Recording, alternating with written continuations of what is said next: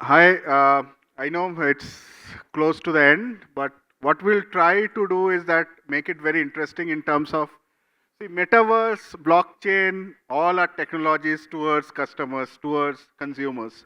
So what we'll try to do with the panel, the esteemed panel here, is to try to understand where we stand in terms of the next wave of technologies, next wave of selling products through internet basically, because this summit is internet covers. So how internet is going to help in the next wave from the conventional one which we have so far encountered. That means it has been a steady state e-commerce. You go to a site and you buy products.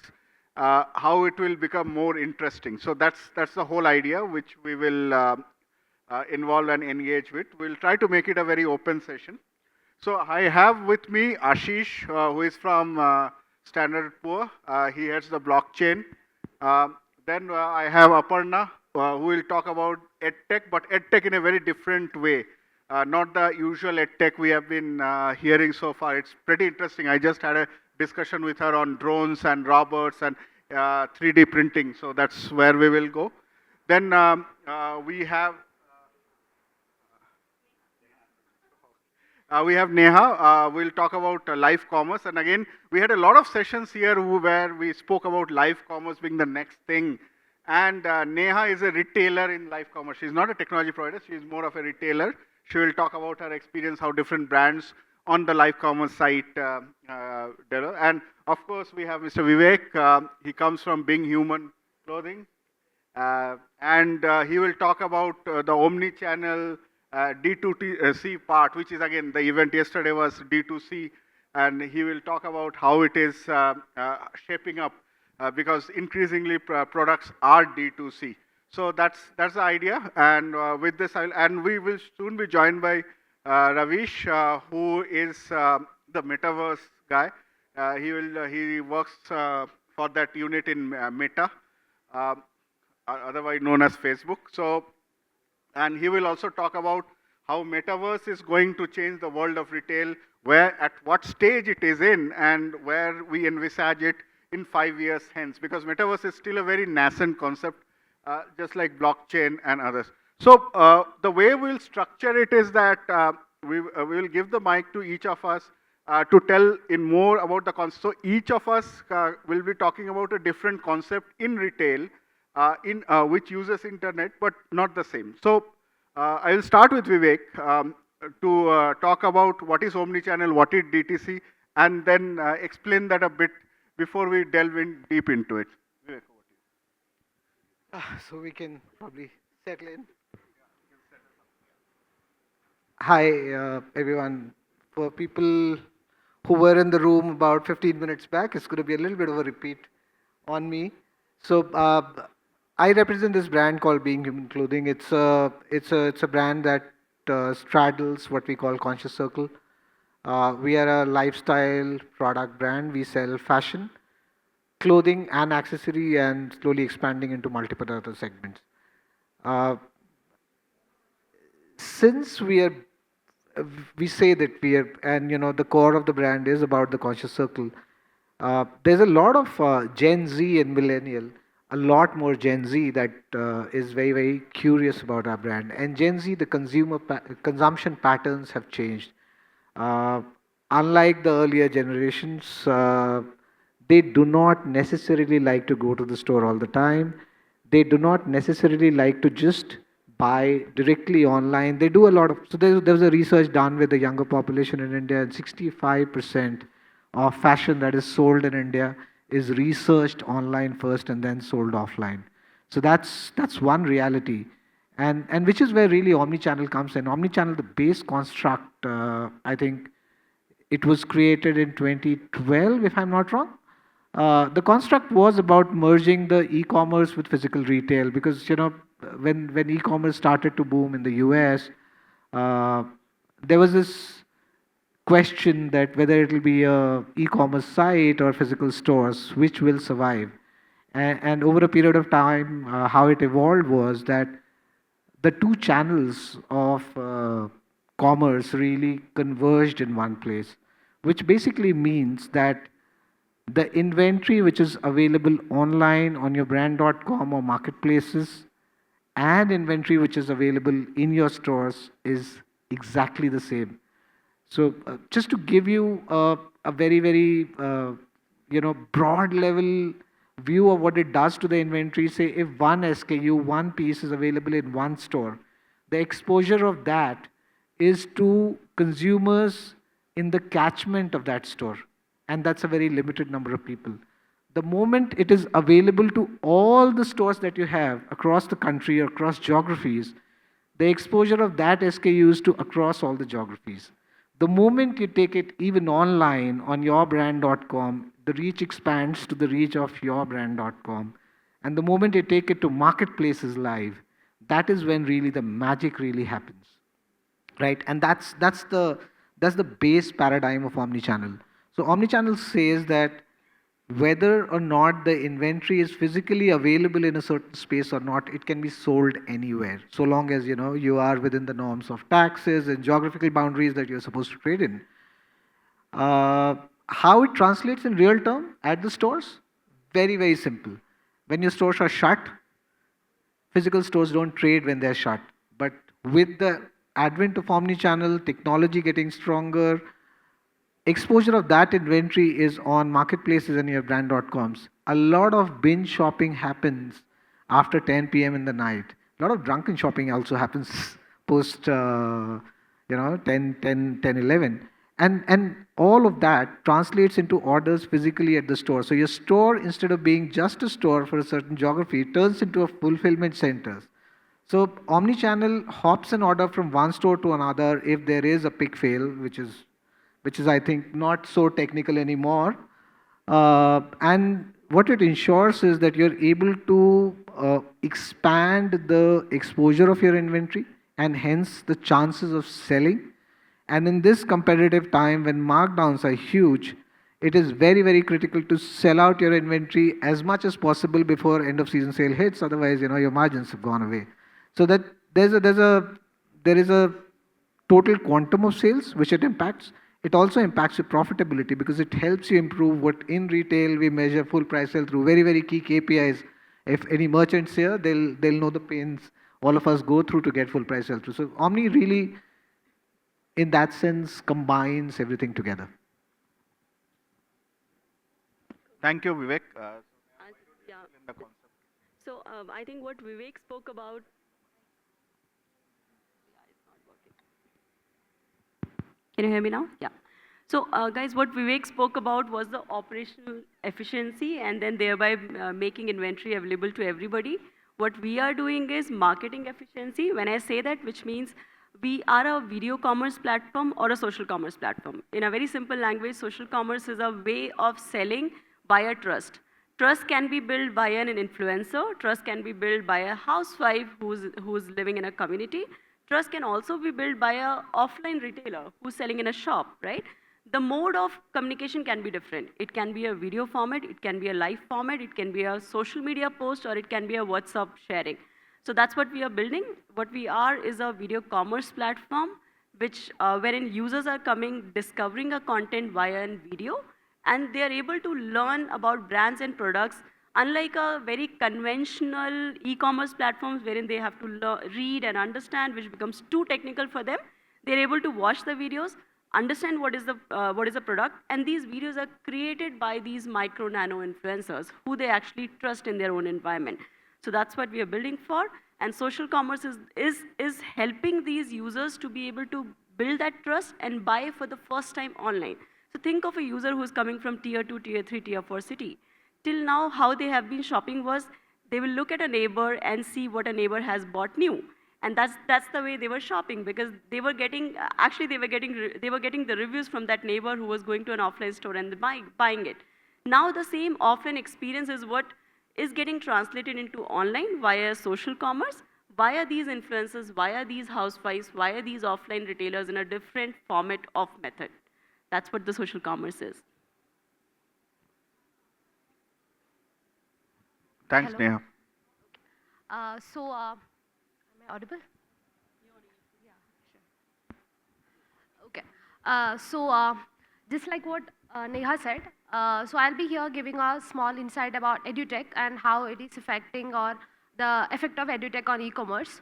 So as you all know, before COVID, that pre-COVID time and after COVID, this edutech industry has actually witnessed a very big change. That is, yes, before COVID, over the past decade, I think, the study, apart from the traditional education system, this online courses or e-commerce was a part of it. But after this COVID time, there was actually a shift. I mean, there are people who did 24 certification courses in one day, and every one of us, I think most of us utilized our time in lockdown doing some or the other courses, increasing our knowledge, right? So what is that this in e-commerce, edutech when it comes, this product and the courses, the product and the service goes hand in hand. So using the latest technology, you see AI or IoT, AR, VR, all these technologies has actually helped to increase the experience of the user. And there are a lot of companies who comes like, every day a company is coming who is creating an app, putting some content. But the main thing that the companies need to keep in mind when they are doing something through online is that first they need to create a trust that Neha was saying, and then they need to offer something different. And the third one is that it should be competitive, and it should be a lot of options should be there. And even the customers, what they are looking is that there is something that is competitive, was variety of courses or a lot of options, and at the same time they want something that from an expert opinion side. So what we are doing is like, we are providing customized experience to the kids using AI or tools like that from the parents. I mean, when they answer a few questions, we are giving them customized options saying that which technology or which course is better for your kids.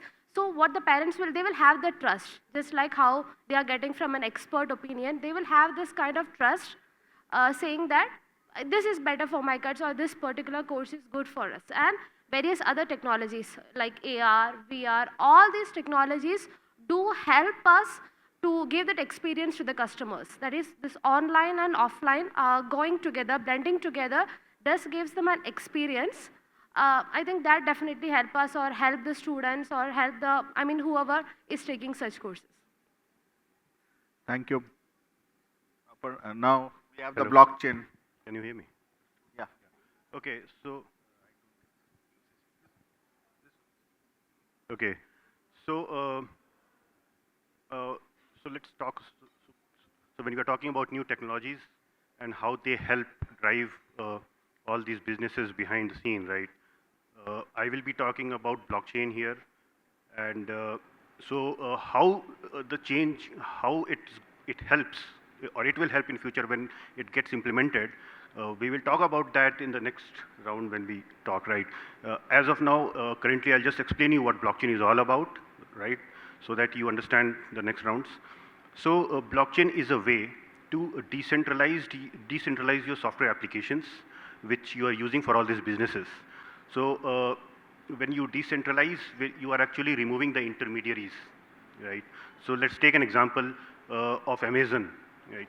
So on Amazon, what happens that you have the sellers, you have the retailers, right? And you have, let's say, corporate customers also, other than retail customers. You can also have corporate customers. Then you have the logistics, right? And you also have the bank, the financiers who are part of that platform. But all of them are using that centralized system, right? Which is hosted by Amazon. So Amazon is a big player. There's no problem. But when we have startups or smaller players who are just coming up, then there is lack of trust, right? Lack of trust in the sense that it could be possible that one of these participants in the business might try to get into bad business practices, right? And try to influence that centralized setup to get some monetary advantage over in that business, right? So the idea here is you implement blockchain, remove that centralized setup, right? Instead of having a single intermediary managing all your applications and database, you remove that, and everybody in the network of blockchain has a copy of that application and database. So in this kind of a setup, no one can actually influence everybody else, right? When there is a centralized one, you can go and influence, but how can you go and bribe somebody bribe everybody in that network that go ahead and change this data. You cannot do that. The only option that you have is to propose an update on the database, which is now the database of the entire network together, right? So that is the advantage that we get. And again, because we are removing the intermediaries, we are actually saving a lot of cost here. You are doing transactions peer-to-peer. There's no central, body or a central party who is, who is facilitating all these transactions. So that is the advantage that you get with blockchain. That is what blockchain is all about. And yeah, we'll talk more about it. Yeah, so we heard all the new emerging technologies here. We spoke about VR, AR, robotics, and how omni-channel D2C concepts and live commerce. So it's not just about the technologies, but how does it affect day-to-day life, and also what are the capabilities we need to implement such technologies in a day-to-day fashion, because some of them are not so, I would not say it's difficult, but it is not also so easy, because there are all sides of considerations which come, including the network participants and policies which require each of these technologies, the new age technologies in retail, to function, including, say, something which we are very familiar with, say, a fintech.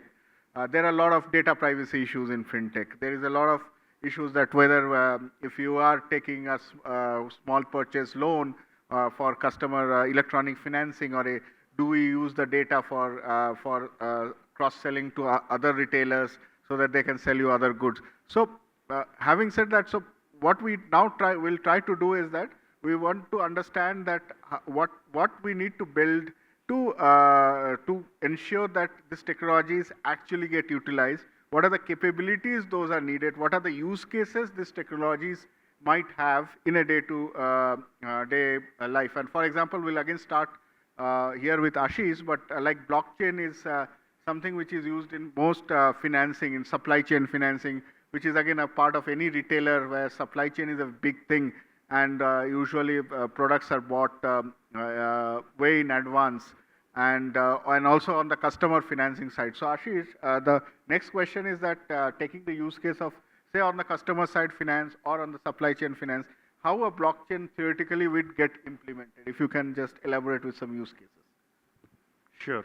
So what would happen is if you are implementing blockchain for supply chain, right?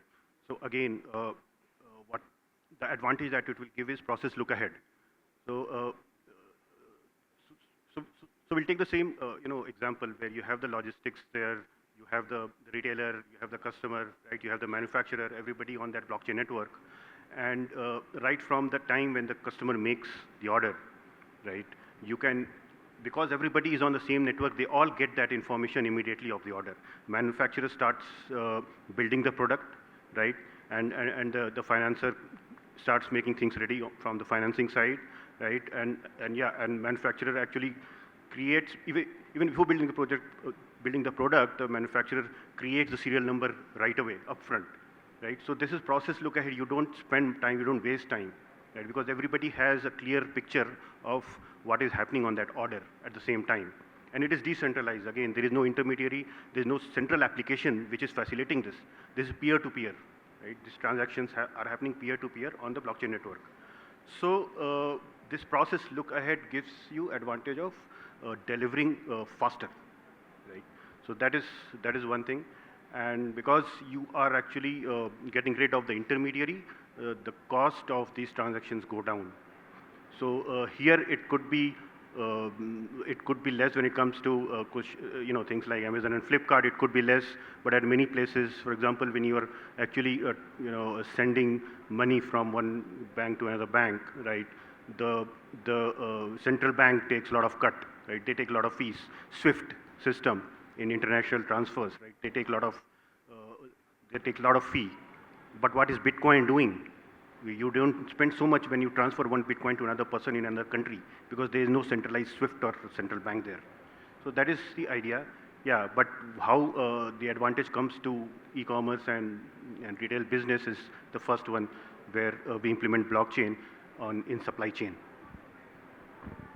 Yeah, I have a question here. So, what happens to the regulators? See, when in supply chain, as you rightly said, there is a central bank, there are banks involved, and there are obvious friction points.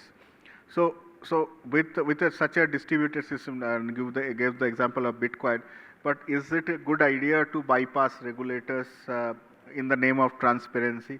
Because the regulators are also there to protect from fraudulent activities. So, what's your take on that? Because like any technology has a flip side and a flop side to it. So, we heard the flip side, but what do you think about the risk involved in using a technology like that and bypassing the regulatory mechanism, which is built sometimes for good, sometimes bureaucracy is also good. What's your take on that? Right. So in today's setup, right, if you have regulators as part of the transactions of all that business transactions that are happening, even with blockchain, you can have regulators as part of that network, right? So they would be one of the node on that blockchain network, right? So as I said, when a customer, or let's say the financer or the logistic partner updates something on the system, okay, my stuff is ready, the material is ready, and they update it, right? So they don't have to go to a centralized location to update. They update it on their own node, and they propose that update to happen on everybody's database on that network, right? And everybody, right, in that network, retailer, customer, the financer, and now even the regulator, all of them together, verify that update, whether it's genuine or not, okay?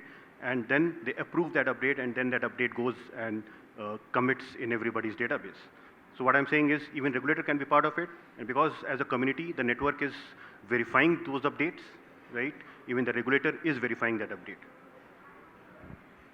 So over to you, Vivek. You had a very interesting take on how to use this distributed system for the benefit of e-commerce or retail in general. So can you elaborate on that? Yeah. So no, we were speaking earlier, and so what Ashish is talking about is something which is brilliant, right? Which means that there is one truth that everybody holds. It is not my truth versus Anirban's truth. It is the same truth for all of us. Now, when we look at the way, all of us have changed. All of us have, as individuals, all of us as consumers and our consumers around. One thing that has changed in the last 3 years is that we have become far more conscious than we've been. We've been far more conscious about planet.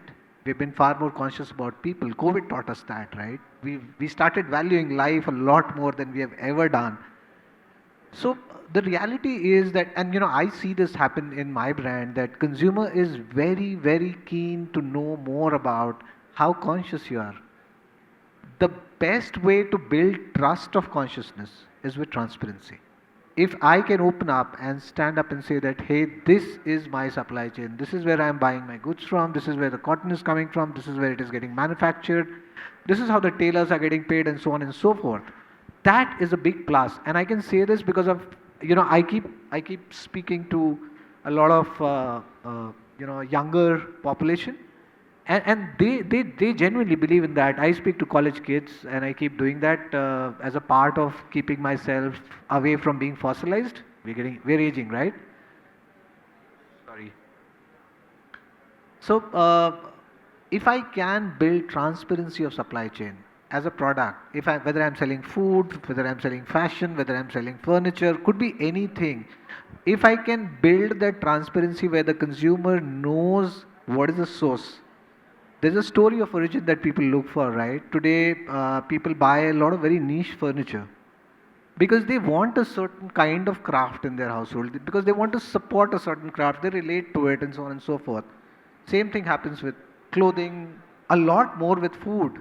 We want, whether I'm living in Bombay or anywhere else, I want something which is linked to my root. So if I can build the transparency and stand up and say that, boss, this is the level that I've been able to achieve. It is not about a perfect world. If you ask me frankly, in my mind, it is about saying that I have done this much. This is the bit that I have done. And if the technology is ready to be able to provide that clarity to consumer, I think it is gonna shift. It is gonna shift the way people consume right now. I think there is a mad dash of consumption. There's a lot of spray that happens. We are consuming way more than sometimes we need.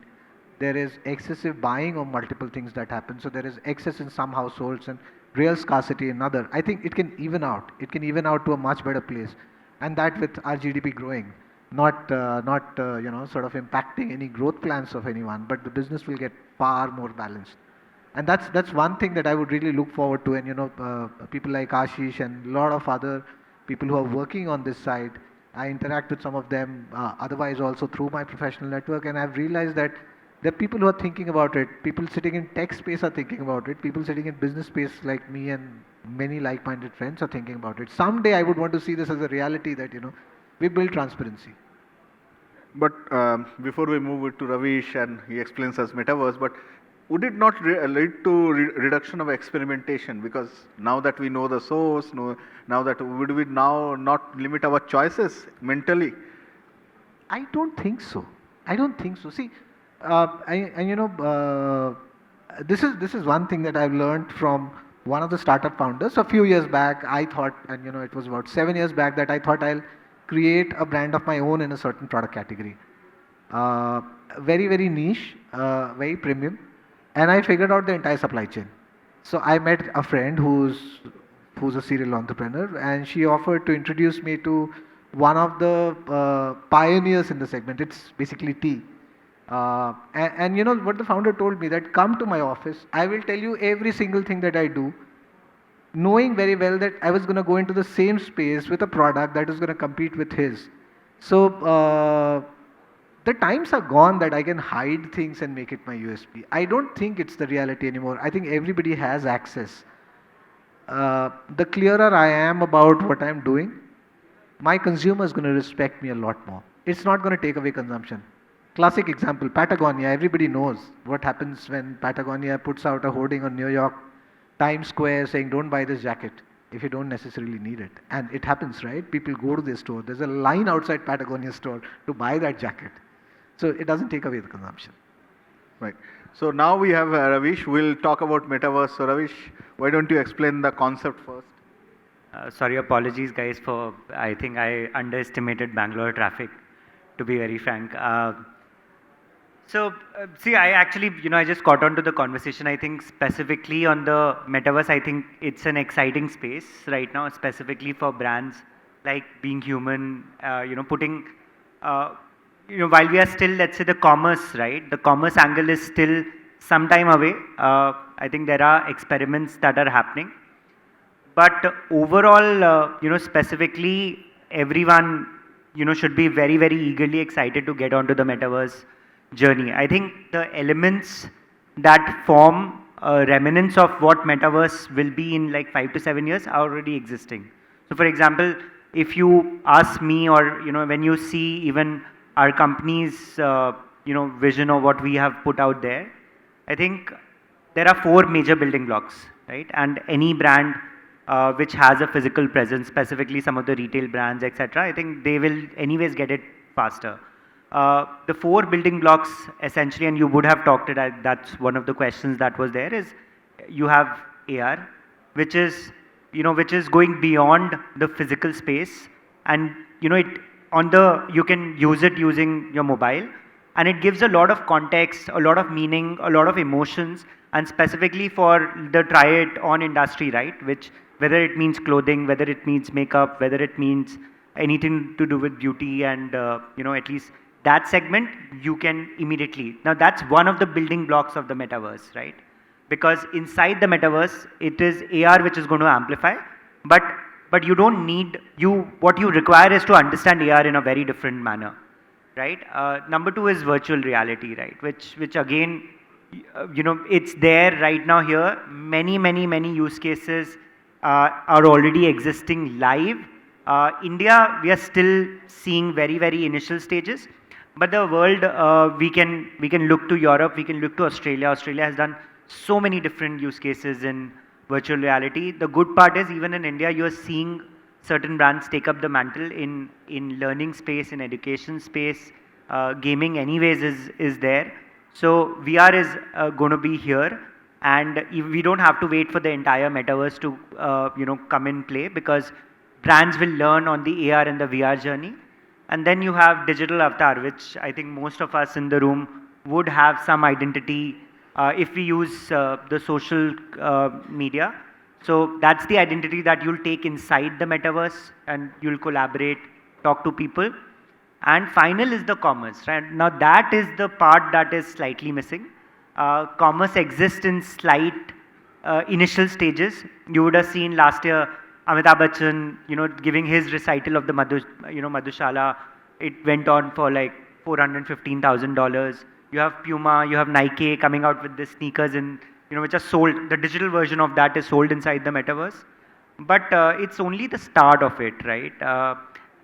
So what needs to happen, metaverse is going to be an interoperable play connected with all kinds of digital wallets and also blockchain. I think Ashish would have talked about blockchain. So it's like you can get and engage in commerce through, again, multiple ways, right? Whether it is wallets, whether it is blockchain, the idea is to authenticate the transaction in the right manner. So these are the 4 building blocks, right? The first 3, you can actually get onto a journey. I think all brands can get onto the first 3 journey. First 2 are relevant for them to understand their play.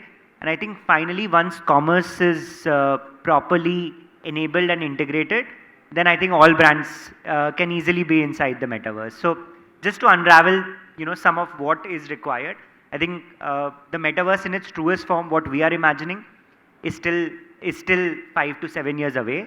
But it's a great place for brands to actually experiment on the AR and the VR side and get comfortable with it. Thank you, Raveesh. Before we shift gears, so in 5 to 7 years, we won't have conferences like this, or we'll be all in the metaverse meeting? You don't have to wait for 5 to 7 years. So collaboration. So there is something called Horizon Workrooms. As of I think stated media figures, 7 million people are already using across the world. So they are using Horizon Workrooms to talk to, collaborate. Obviously, it's not happening in India, but it's world over. The statistics is 7 million. It's small compared to, let's say, half of the world which is there on social media. Like 3.5–4 billion people are on social media, out of which 7 million are using the collaborative spaces. You don't have to wait for 5 to 7 years for that. Collaboration is a use case which is live right now. India, once, let's say, some of these devices are made available at a larger forum in India and you and I can get access to these devices, I think we're just waiting for those devices to be there, right? We can still buy it outside in US or Singapore, get it to India, use it, but it's still not readily available. It's not sold in India like all the devices right now. Thank you, Raveesh. So next question is to Aparna. Now that AR, VR, and you are in EdTech and handle that, so how do you are going to teach the kids? Because they are the one who will also be part of the growing up. Like we were digitally native generation, or maybe a little, but they are going to be the AR, VR native generation. So what steps are you taking towards that? Metaverse, first, just like what you told, regarding Metaverse, I think still we haven't used AR and VR completely. So it's still time for us to learn it completely and then move to the Metaverse. So yes, AR and VR is the future, and the generation right now, millennials and millennials, both love gamification of everything. So whatever we are giving to them, they like it in a gamified way that will give them an experience. So AR and VR are 2 technologies that we can incorporate into almost everything, and that will give them a new experience. So even if we are selling a material, I mean simple a food item or come to courses or whatever it is, when we incorporate AR into that and VR connected to that, definitely gives them a new experience to them. So what we are doing is like, yes, being an EdTech company, we do provide courses or we do provide systems that incorporates everything. It should not be like, okay, still we have to follow the traditional methods. Yes, traditional methods should be there. But yes, we are keeping up with the latest technology. So getting the students to know about the latest technology, we are incorporating various steps and everything so that this students will understand about it. It should not be like a generation who don't know anything about it, and they should not wait for a long time to get understand about all these things. So from a very young age, students are giving such exposure to know about all these technologies so that when they comes to a certain age, I mean, they can create something new.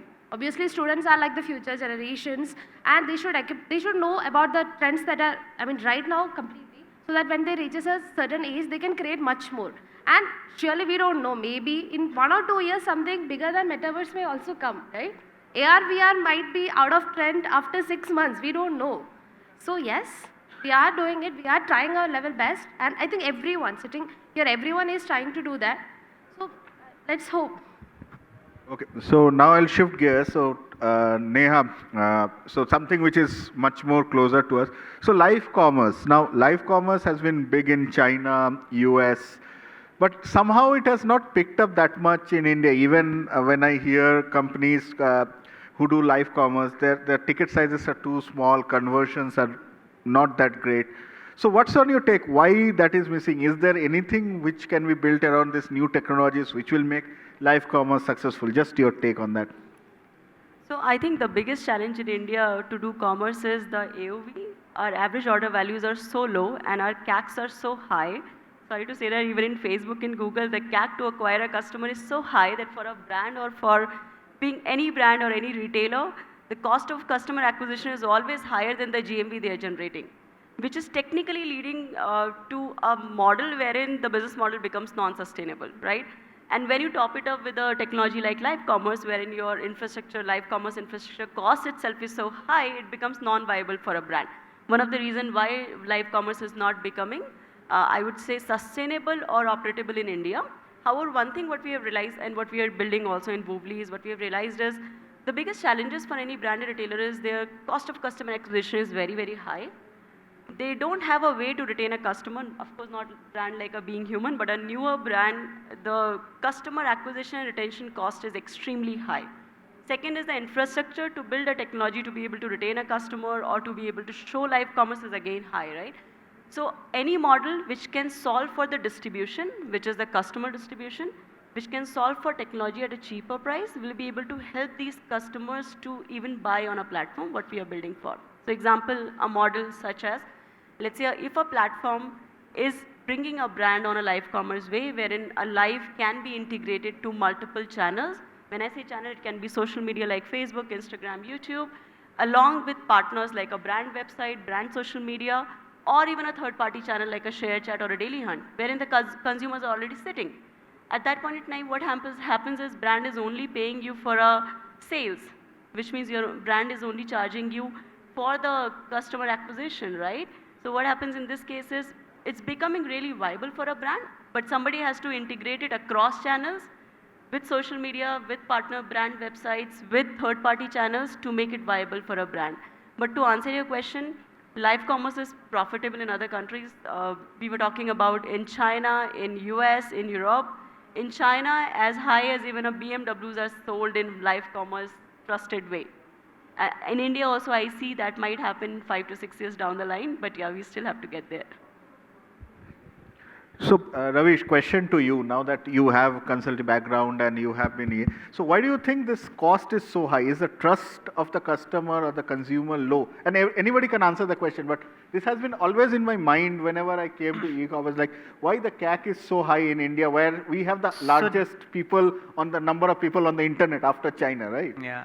So see, to be very frank, while maybe 6 years back digital was a much abused word, now people understand what are the different channels to use. But let's say, how do you utilize, let's say, Meta family of apps or even Alphabet family of apps, right, to work for you? I think it's not that easy a ball game. So what happens is, if at a, let's say, CXO level or CMO level, I don't get into the execution, or I don't see, I need to have a larger picture, but I also need to understand whether my teams are doing the right thing, right? It is not that easy. It's like, see, if you want to get an easy customer, an affiliate marketing is there, but whether quality comes in or not, that's always a question mark. You will find the right customers on social media, but it comes with a certain cost. Now, what happens is, for brands to understand that getting a person or a right audience to buy chips, and sometimes they compare the same audience when they are, let's say,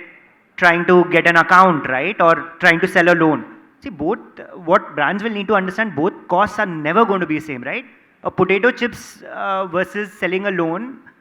So that kind of intricacy people will need to understand, right? So costs, I support a lot of financial services providers. I have cost across the segment, right? So it all depends on how well you understand the platform and how well you want to go, trying to even innovate on the platform. So you can find, for example, now, right? Just to take an example on the app side, right? So there are three things, right?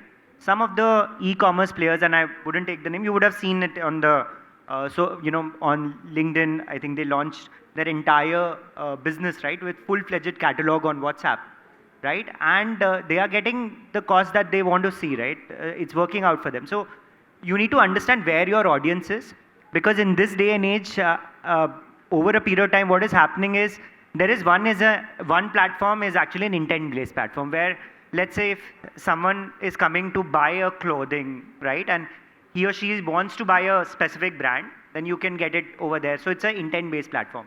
Or he or she wants to buy a clothing, so you go out there and try and understand which are the different brands, right? So you fight for that. The other place is social media, where brands actually discover you. It's actually the reverse, right? It's you are browsing through the thing, and over a period of time, you just start seeing certain in your feeds, in your reels, you start seeing certain ads, right? So it is more about finding the right audience and then targeting them in the right manner. So it's a very reverse sort of a process, right? People are not coming to you. You are actually reaching out to the customers. So if you're not finding the right audience, if you or your team doesn't have the right skill set to understand, it's actually slightly complex. I also used to think, by the way, before moving into the company, that I used to run a digital business at a large bank, and I thought it's not very difficult, right? But now I'm on the other side. There is a lot of intricacy that is involved, right? And your teams need to actually work hard to make the platform work. And once it works, if you're at it, actually the costs come down. So I've seen, across, right? I've seen accounts from like 500 to 1500, loans, by the way, from 2000 to 4000, credit cards as well from that sort of a number. So again, right, what is both, if a brand can afford a 4000 sort of a disbursement for a card, then the platform will work for them. Some brands will say, no, 2000 is what works for me, right? So they need to work towards finding the right audience and move towards finding that sort of an efficiency. Slightly longish answer, but the platforms, you need to make the platforms work for you, right? No, I totally agree, because one of the things which we grapple with, as you rightly said, that the CACs are considered across industries without paying relevance to the industry. So, and clothing, yeah, go ahead. Yes, can I just add? CAC, in my mind, is a journey. So you will begin at a high CAC, and slowly it will come down. So CAC and revenue, the curves are going to be mirror. So at a high CAC, your revenue may not be very, very high, but as you build loyalty, so which is where the entire piece of tying up every single channel of communication comes in. And the earlier group, we were talking about this lifetime value generation of consumer in social. If what Raveesh spoke about was being able to position yourself in front of the right set of guys. It is not about the guys discovering you. Your consumer is not going to discover you. You have to discover your consumer and go and speak the language they want to hear for them to befriend you. Once they're befriended, once you've won the loyalty, once they've done 2 transactions, 3 transactions, once they're loyal, they become your organic, then there is no CAC. It's a reminder. It could be a 50 paisa WhatsApp. That's what it'll boil down to. So it's a journey that we'll have to undergo. And reality is that at the end of the day, the executing hand will have to be able to do the right thing. We may have great strategies right on top, but it has to be executed right. So one more thing, just to pass it off, right? I think everyone in this room who's interested, specifically for brands, right, where reach and frequency matter a lot, where, let's say, you want to ensure that you become a known name. There is an author and a very a known name called Byron Sharp, right? So you guys should actually just look at his material. He's actually worked with almost 2000 odd brands across the world, and he talks about how does investing in reach, right? Whether you're a small brand or a large brand, you need to work on reach, right? And it works in sectors like CPG, sectors like retail. Some of that works it's very relevant. Maybe in a very, very high performance driven marketing function, like maybe the sector that I come from, partly it works where you need to invest part of the money in reach and frequency, make your brand available, and part in performance, right? Which is, let's say, somewhere between 10 to 30% on brand and then 70 to 90% on the performance side. But it's a very interesting theory, and guys should, whoever is interested, definitely read Byron Sharp. He's like on that particular thing. He's a very good authoritative sort of a figure. What is the name again? Byron Sharp. Byron Sharp. Right? Yeah, I have heard that name. He talks about reach and frequency. That how Yeah. do you and reach and frequency outcomes, by the way, on social media are the cheapest ones, in fact. So if you want to find customer over a period of time, if you have the right measurement in place, that should work for you.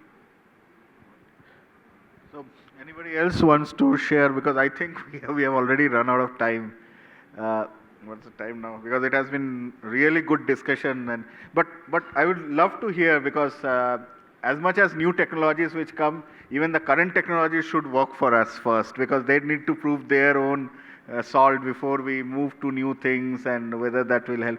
But Ashish, now that you are a blockchain architect, and how difficult is the life? Like, you are a technology guy. Let's not talk business. You are the core technology guy. So how difficult is the life to explain your teams and to do that? Right. So anything new, right? New in the sense something that was never imagined is always difficult to explain to people, right? So when Bitcoin first came, right, it was, I mean, I myself did not know until 2015 or 16, and it came earlier, right, 2009 or something. So in 2015, 2016, when I came to know about this, and that is what pulled me into blockchain technology, right? I was like amazed. Like you don't need any server, right? You don't have a centralized server or something technical thing that is working somewhere, which is enabling this transfer between any 2 points in the world, right? Any 2 places in the world, and you are actually transferring value. You're transferring money, like that. So that is. So that is difficult to explain to a newcomer. It is difficult to adapt also, because a newcomer cannot imagine that. And only when you technically explain, and when they understand, is when they start realizing the value of it. But again, when it comes to implementation, it is even more challenging, because this is where multiple parties are involved, and making a consortium of all of them to get together and do this is definitely challenging, because you will have to go and convince everybody the value that it gives, right? And yeah, technical challenges are separate, and governance-related challenges are also separate. Who will manage this? Who will develop this, right? Who will develop the solution on blockchain and deploy it on each one of their servers? Because it is not centralized, right? It has to be deployed with everybody in the network. So who will develop it, and how it will be maintained? Right. So if some change has to be done on the system, because these are again software systems, it's not may not be centralized, they are decentralized, but they are again still software systems. So they also go through maintenance cycles, right? So when there is maintenance that has to happen, let's say a simple bug has to be fixed. Now who will approve that?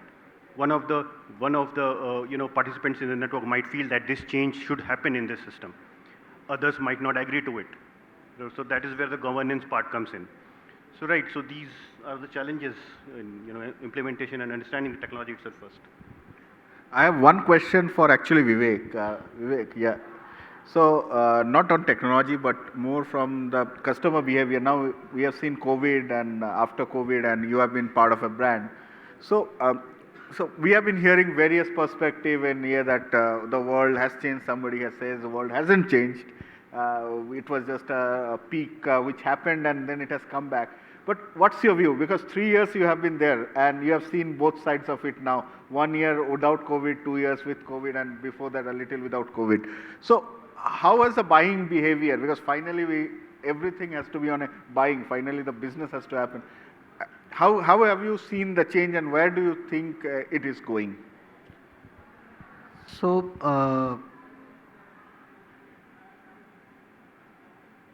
to begin with, if anyone says that nothing has changed, I very whelmingly disagree. Things have changed. Subtle things.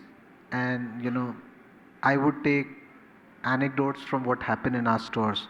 So our stores, I think all of them have one specially abled staff, which means that the person can possibly not speak and hear, or there's another physical challenge, or they have gone through some trauma in life.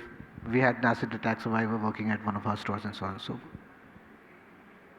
One thing that I've seen really grow very, very fast is consumers coming back to the store and wanting to shop with these people. And trust me, they were never the weaker salesmen. All our store managers know sign language, so if there is a customer that needs help, that's extended. I have seen consumers considering them as heroes. Yeah. So that's one thing that has really spiked. It was there. It was there earlier as well.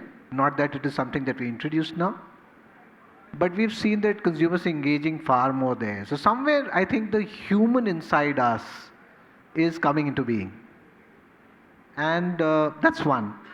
The second thing that one has seen is people talk about what is happening to this entire mad dash of consumption. So when I say that, hey, this pair of denims, it has used less water than typically other pair of denims use. It takes about 6,000 liters once the fabric gets to a factory for a jeans to come out.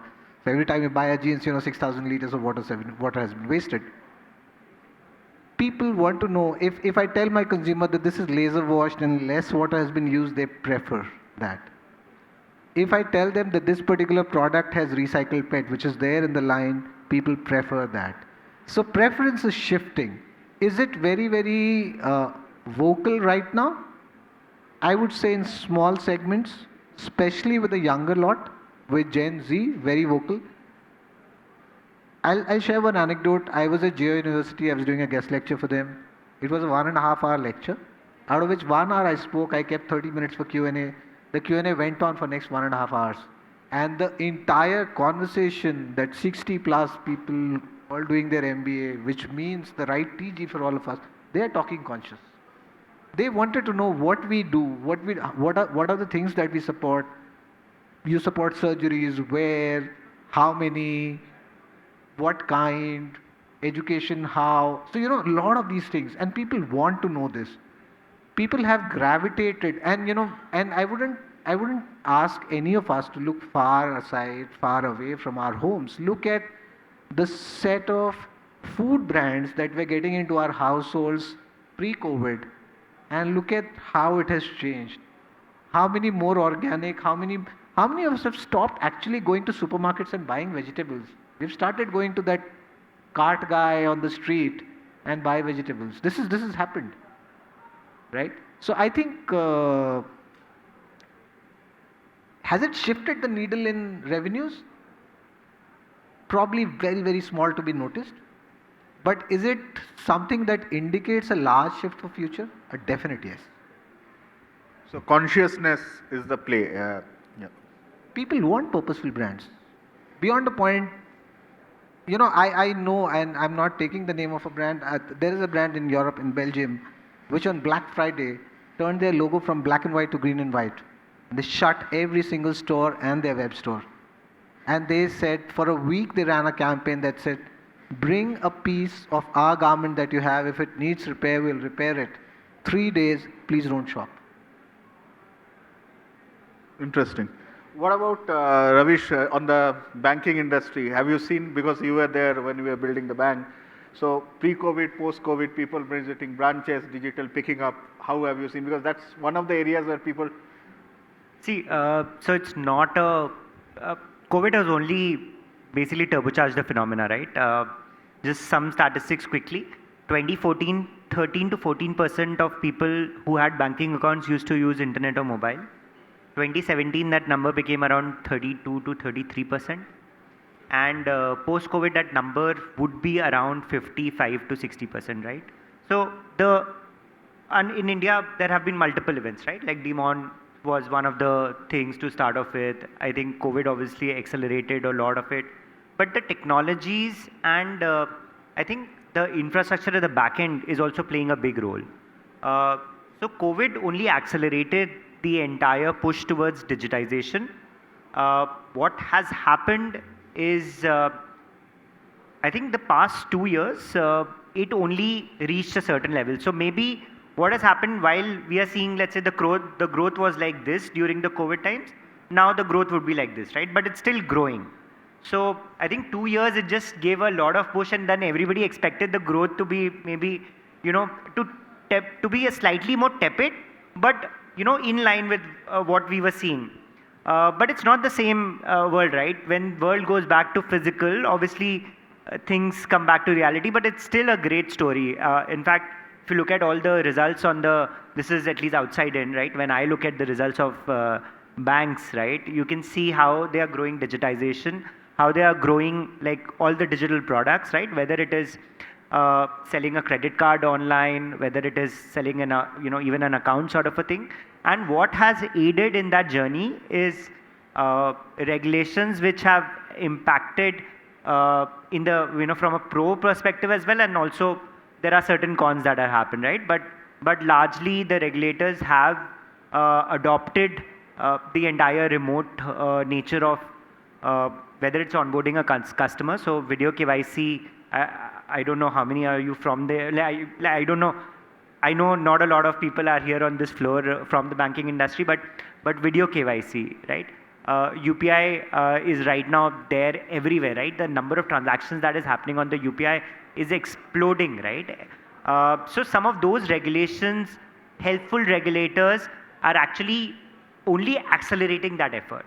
So it's a great place to be right now, financial services, and hopefully it will only get better with the India stack becoming stronger, with the central bank's currency, at least I think I'm sure Ashish would be very, very excited about the entire CBDC that the pilot has already started.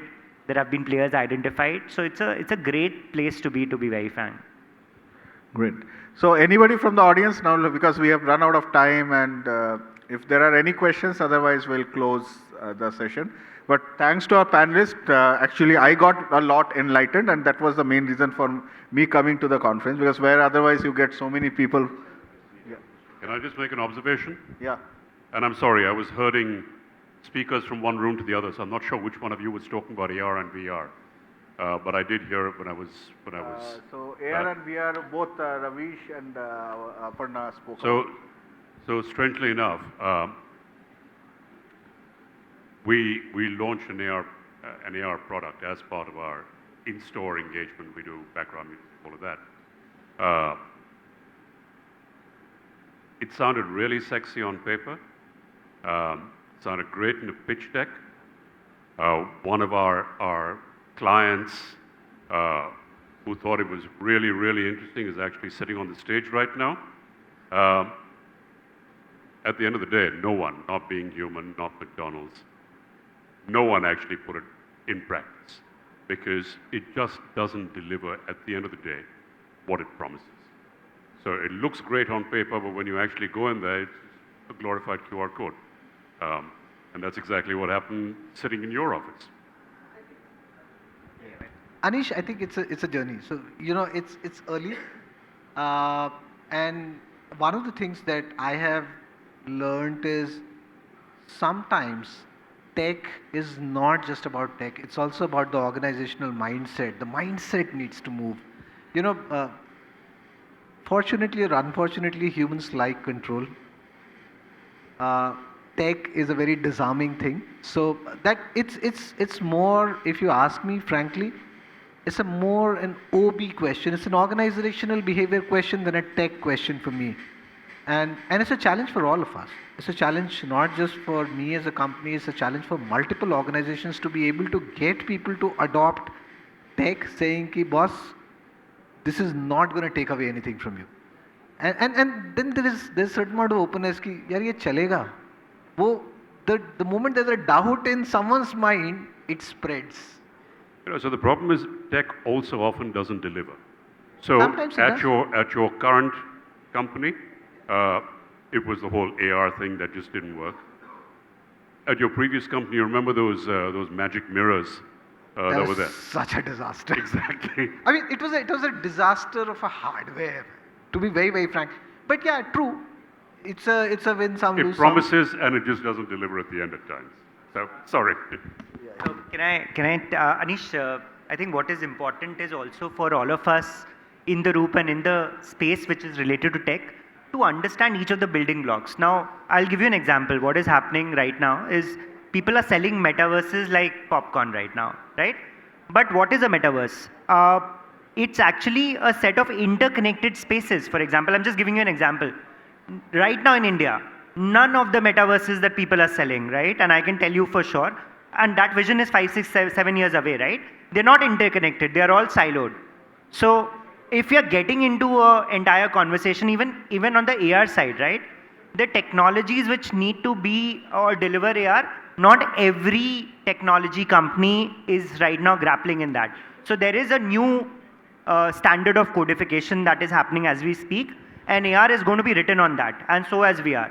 So the technology that we are seeing right now is let's say we are only scratching the surface, right? So it's more about understanding and trying so that we are ready when the right technology is there, right? And especially it becomes extremely important for all of us to understand the building blocks that go behind it. And hence, by the way, there is a lot of effort that is happening, and you would have read it in the papers. Like the government is also trying to set up a AR and a VR coding standard, right? Which in fact will be taught in schools as we go forward, which right now doesn't exist, right? They are also making it with the industry. So I think it's important to understand the building blocks, because if we get onto a wrong journey, if we, and this is an example that I learned from one of the largest banks in the world, and I went into the metaverse, right?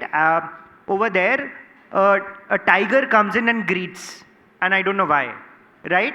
A tiger, literally, right? They have made a metaverse. Because it can. No, it can, but then why do you need? There's no need reason for it. It's just, we can have a tiger. Let's get a freaking tiger. But why is that required, right? That metaverse has, by the way, 3 screens if you go into it, and the screens are playing videos. I can do that in a 2D surface. Now I can put the 3 videos on the website. Why do I need to waste money on a metaverse? So you have to start with the use case first. You need to understand the building blocks that are there in the technology, and these technologies are very new. So I think we should all be, even when I am in my company, there is a Metaversity course that we have launched free for public. I am taking that course because it's important for me to also understand, for me to go and talk to the businesses about it, right? So I think we should be in a learning phase right now. AR and VR is too early a story. We need to actually be ready to embrace it, learn about it, and then get onto the journey of building using a proper use case. I think that is extremely important. Perfect. Thank you, guys. Thank you. Thank you. Any closing comments or anything? Otherwise, but it was really interesting to hear all the perspectives, at least.